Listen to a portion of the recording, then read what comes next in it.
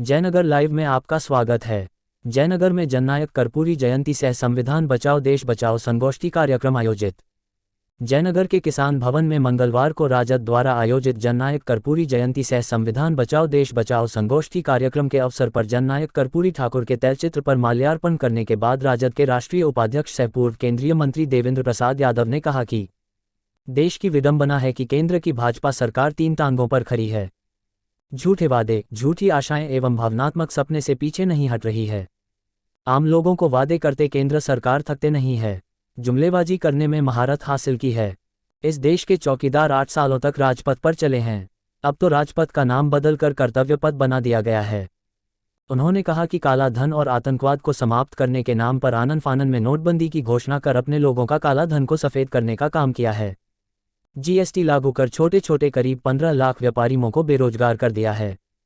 बढ़ती महंगाई, लगातार रसोई गैस, पेट्रोल डीजल की कीमतों में बढ़ोतरी ने देश की आम जनता को परेशानियों में डाल दिया है।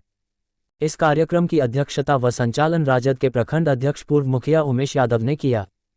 कार्यक्रम को पूर्व विधायक सीताराम यादव, एसपी मंडल, मुख्य पार्षद कैलाश पासवान, राजेश कुमार सिंह, सुरेश चंद्र चौधरी, प्रदीप कुमार यादव, अमित कुमार यादव, सचिन चौधरी, डॉक्टर नौशाद अहमद, रमेश सिंह, उमेश ठाकुर, शशि भूषण प्रसाद, वीरेंद्र यादव, शशि भूषण प्रसाद, नवल किशोर यादव, मुखिया सुविता देवी, मोहम्मद जहांगीर हाशमी, पूर्व मुखिया इदरीस मंसूरी, मोहम्मद अकबर, हरि नारायण यादव, असलम अंसारी, विनोद शर्मा, प्रोफेसर मनीकलाल यादव, आनंद मोहन सिंह समेत अन्य ने संबोधित किया।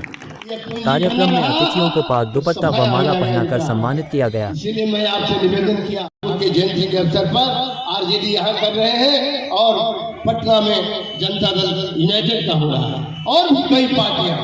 तो मैं आपसे ये कह रहा हूँ कि आज हम लोग संकल्प इसलिए ले रहे हैं, इस देश में जो केंद्र की सरकार है वो तीन टांगों पर खड़ा है।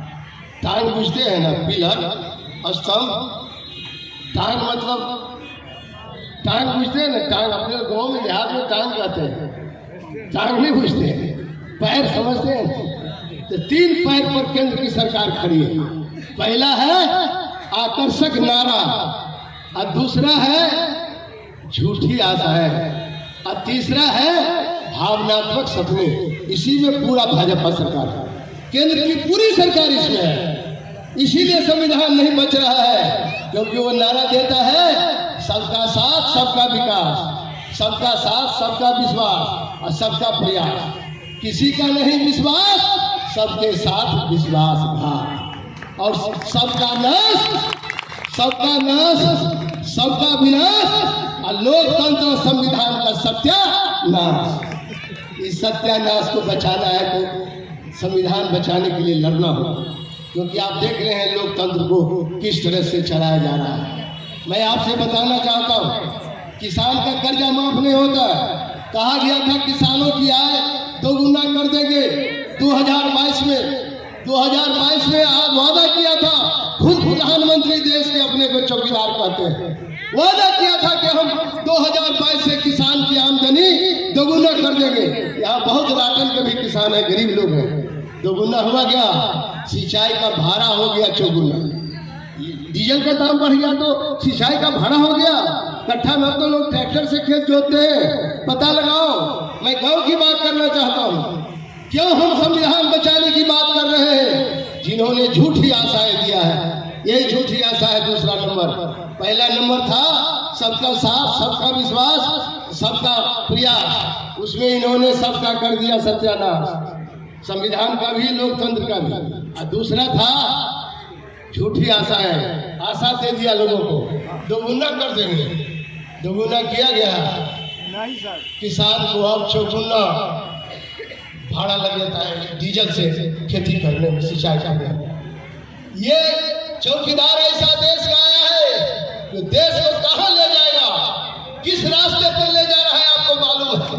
तिरंगा झंडा फहरा रहा है, तिरंगा झंडा 52 साल तक नागपुर में आरएसएस के मुख्यालय में तिरंगा झंडा नहीं फहरा रहा। अब ये राष्ट्रवादी है, नया राष्ट्रवादी, कितना बढ़िया राष्ट्रवादी है। मैं इसीलिए कह रहा हूँ संविधान पर खतरा है।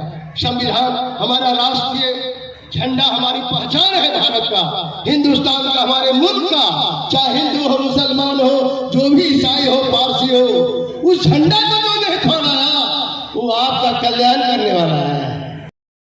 क्या ये नहीं बोला था चौकीदार नाम करने की क्या जरूरत? ये चौकीदार बोला था कि मैं देखता हूँ माता बहनों को आँख धुआं से लाल हो जाता है, इसीलिए ले लो फ्री।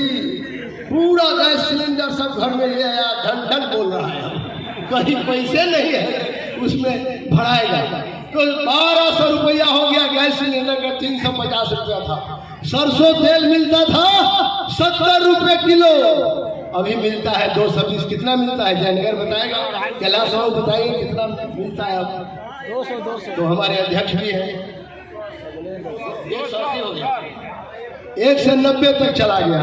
अब आप ही लोग सोचिए, डीजल मिलता था 53 रुपये लीटर, अब डीजल का दाम कितना है? आसपास 100 के आसपास, 90, 95, 98।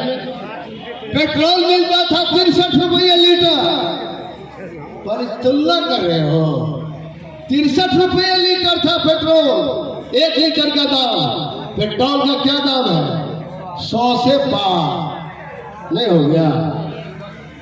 8.5 साल में संविधान इसलिए खतरा में है, संविधान के सिर पर बैठा हुआ व्यक्ति आज गांव के गरीबों की चिंता नहीं कर रहा है, आवाम की चिंता नहीं कर रहा है।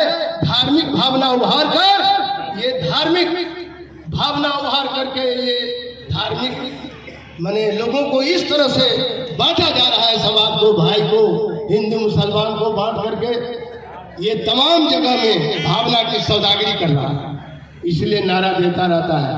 मैं इसलिए आपसे कहा 8.5 साल में राजपथ का नाम बदलकर अभी नाम रख दिया कर्तव्य पथ दिल्ली में। खर्चा कितना हुआ? 30,000 करोड़। सेंट्रल विस्टा पर खर्च है सरकार का 30,000 करोड़ रुपया खर्च करके नाम बदला है। राजपथ का नाम जो नेताजी सुभाष चंद्र बोस के समय में, ये राजपथ का नाम दिल्ली में आप देखे होंगे जब जाते होंगे इंडिया गेट के पास, उसका नाम बदल कर रख दिया कर्तव्य पथ। राजपथ पर 8.5 साल चले हैं। प्रधान सेवक देश का चौकीदार, अब चलेंगे कर्तव्य पथ पर। कर्तव्य पथ पर जब चलने लगे हैं तो क्या किए हैं मालूम है? अमेरिका के समकक्ष, अमेरिका का जो राष्ट्रपति जिस विमान पर चलता है उसी के समकक्ष एक विमान खरीद लिए, कर्तव्य पथ पर चल रहे हैं। गरीब देश का अमीर प्रधानमंत्री। आज मैं खुलेआम कहना चाहता हूँ, मीडिया हमको लिखे या नहीं लिखे उसका परवाह नहीं, माफ करना, हमारे गरीब के दिल में लिखा जाना चाहिए, उसी से रिजल्ट हो जाएगा 2024।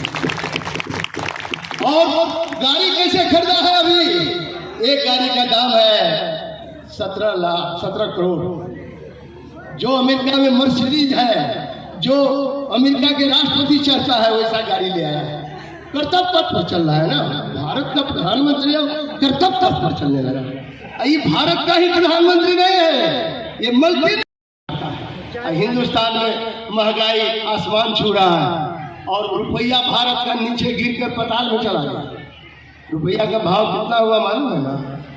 अरे अफगानिस्तान से हम नीचे हो जाएंगे तो और 2-4 रुपया घटा था, 60-70 है सर, 83-82 हो गया भैया। रुपया का मूल्य घट गया डॉलर की अपेक्षा में। तो हिंदुस्तान का मूल्य जब पैसा गिरता है, यही मोदी कहा था कि रुपये गिरते हैं तो देश का साख गिरता है, प्रतिष्ठा गिरता है। और देश का प्रतिष्ठा बढ़ रहा है क्या? मैं क्यों संविधान खतरे में है? मैं इसलिए कह रहा हूँ, देश का चौकीदार आज देश को गलत दिशा में ले जा रहा है। बुनियादी मुद्दों से भटका दिया, महंगाई से भटका दिया, बेरोजगारी से भटका दिया। 2.5% बेरोजगारी था, आज देश में 22% बेरोजगारी हो गया। मैं आपसे इसीलिए निवेदन करता हूँ, किसान का कर्जा माफ नहीं हुआ, लेकिन इनके जो मित्र हैं, अडानी अंबानी तो हैं ही, और भी कुछ अरबपति मित्र हैं, इन सब अरबपतियों मित्रों को 11 लाख करोड़ रुपया माफ कर दिया। बैंक का कर्जा माफ किया। आप बैंक से कर्जा लेते हो 50,000 रुपया, किसान तो आपका बैल खोला जाता है, आपका जमीन मॉर्गेज होता है, आपको नोटिस जाता है। गरीब का किसान का 50,000 रुपया किसान का कर्जा माफ नहीं होगा। कृषि लोन बड़े पूंजीपतियों का, अडानी अंबानी अपने मित्रों का माफ हुआ है 11 लाख करोड़। इस साल माफ किया है 11 लाख। NPA उसका अंग्रेजी में नाम है नॉन परफॉर्मिंग एसेट, मतलब बट्टा खाता में चला गया। इससे अब कोई लाभ इस फैक्ट्री से नहीं है। जो लोन लिया था उसका नहीं चला था, माफ करते। ये वो खुद सरकार ने किया है माफ। 11 लाख करोड़ रुपया बट्टा खाता में डाल दिया, खत्म, उस पर कोई सवाल नहीं। लेकिन किसान यदि कर्जा लेता है 50,000 रुपया, कृषि लोन लेता है, तो उस पर नोटिस जारी हो, डिफॉल्टर किसान क्या हो जाता है, डिफॉल्टर। डिफॉल्ट नोटिस जारी करो, तुरंत भूमि विकास बैंक से नोटिस जारी हो और उसको कानूनी कार्रवाई होगा। मैं इसीलिए आपसे निवेदन करने आया हूँ, किसान मजदूर भाइयों, जागो, उठो, अपनी ताकत को पहचानो। यदि हम लोग आज कर्पूरी जी के जयंती पर अपनी ताकत को पहचान गए तो रहा न कुल में रोबन हारा, 24 में पूरे के पूरे भाजपा उत्तर भारत में सफाया हो जाए। क्योंकि अब इनका षड्यंत्र चलने वाला नहीं है। बहुत षड्यंत्र इन्होंने किया है, लेकिन इनका षड्यंत्र अब ज्यादा चलने वाला नहीं है। क्योंकि हमारा बिहार में 7 दलों का महागठबंधन बन गया है। ये 7 दल महागठबंधन और टूट रहेगा, व्यक्ति टूट के चला जाएगा, उससे महागठबंधन को कोई फर्क होने वाला नहीं है। ये महागठबंधन एक ऐतिहासिक फोर्स है। ये गरीब गुरबा दबे पिछले लोगों की आवाज जो जन्म कर्पूरी ठाकुर जीवन पर्यंत उठाते रहे हैं, उनकी आवाज का धारा है। ये धारा हिस्टोरिकल है।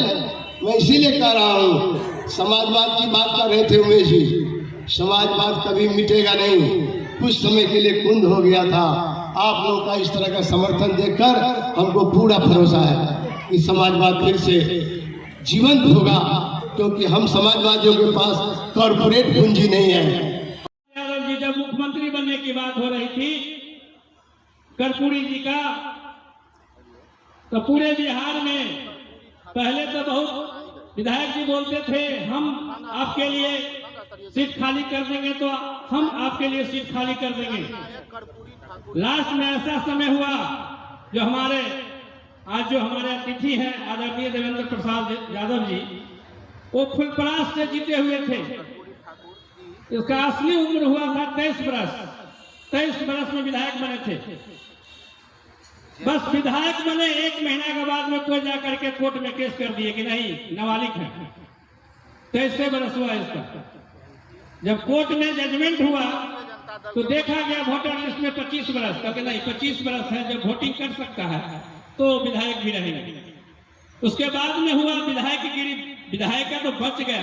बचने के बाद में हमारे आदरणीय देवेंद्र जी इस्तीफा दे दिए, कह नहीं कर्पूरी जी हमारे फुलपरास में आकर के आप चुनाव लड़िए, और लड़े भी और जीते भी, अच्छे खासे वोट से जीते भी।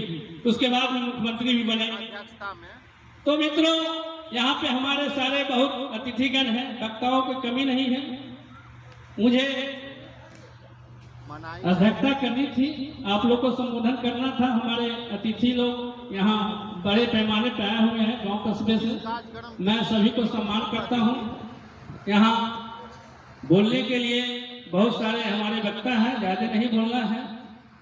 अपनी बात को मैं